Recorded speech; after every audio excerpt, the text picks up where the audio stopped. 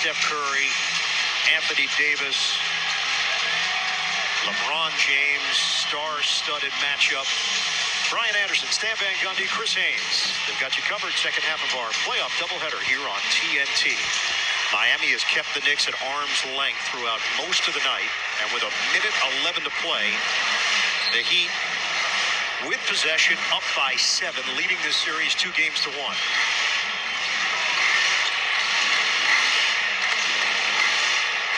Miami got a split in New York.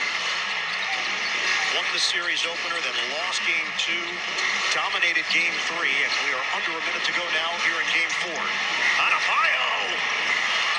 Rebounded by Lowry, and that's the story of the night.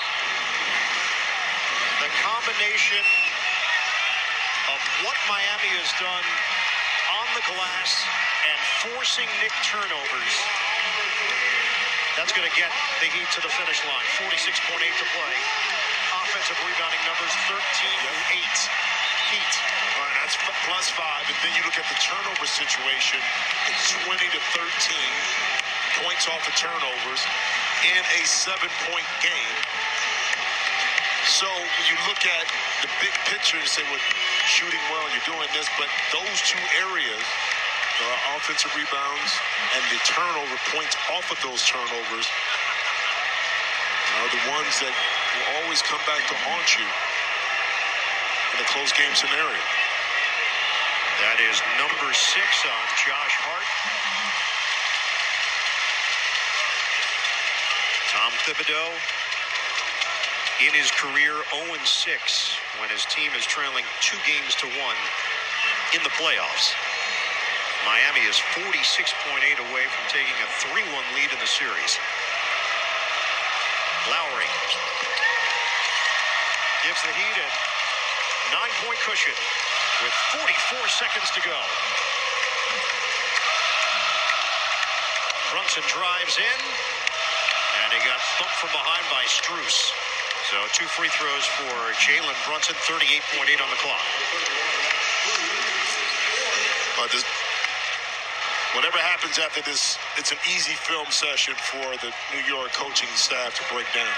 It really is. It's not complicated because you shoot 50%. 34% is from a three-point shooting perspective. You're right at 35 during the season, okay? But the offensive rebounds and the turnover. Real simple. You clean that up, you give yourself an opportunity. And as players, you know that. But as coaches, that's where the emphasis is going to be in that film session. Area of strength for the Knicks this season. Rebounding, 3rd in the NBA, 46.6. 3rd in offensive rebounding. And in this series, prior to last game, that was something that Tom Thibodeau felt really good about with this group. Oh, but Miami wanted it a lot more. I'm not going to say a little bit in regards to their anticipation hustle to get those loose balls, but also those offensive rebounds. Miami playing keep away, and then finally a foul is called. It's going to be McBride picking it up, sending Jimmy Butler to the free throw line. So game 1, Knicks won the rebounding battle, even though they lost the game. Game 2, they got it done, 50-34. Then a switch in game 3, +2 for Miami. And then a big difference here in game 4. And then what happened in the 4th quarter? The offensive rebound. Those are demoralizing when that happens over and over again. Well, especially when the balance of the game is still, at that time too, it was under double figures. You had a really good opportunity to get some stops and cut into that lead by getting some high-quality shots, but you didn't give yourself a chance. Winning playoff games at this level in a 7-game series is extremely difficult. It's taxing physically, more important mentally. But when you give your opponent those opportunities to convert on offensive sets, when you've made stops, in particular when you're on the road, it's a no-win situation. Robinson, kick. McBride can't hit the 3, and it's rebounded by Strus. Final 15 seconds.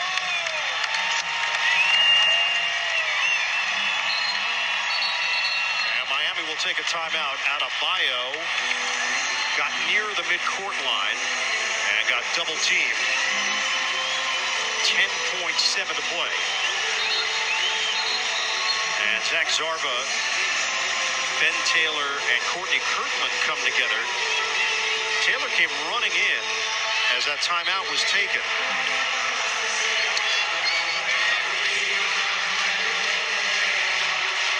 They were trying to get it across the line, so might have been a timing issue there. And Zach Zarba is going to jump in and let Eric Spoelstra know it was an 8-second violation. Oh, okay. So the Knicks are going to get it with 11 seconds on the clock. So no timeout for Miami, but timeout for New York. We'll come back in a moment.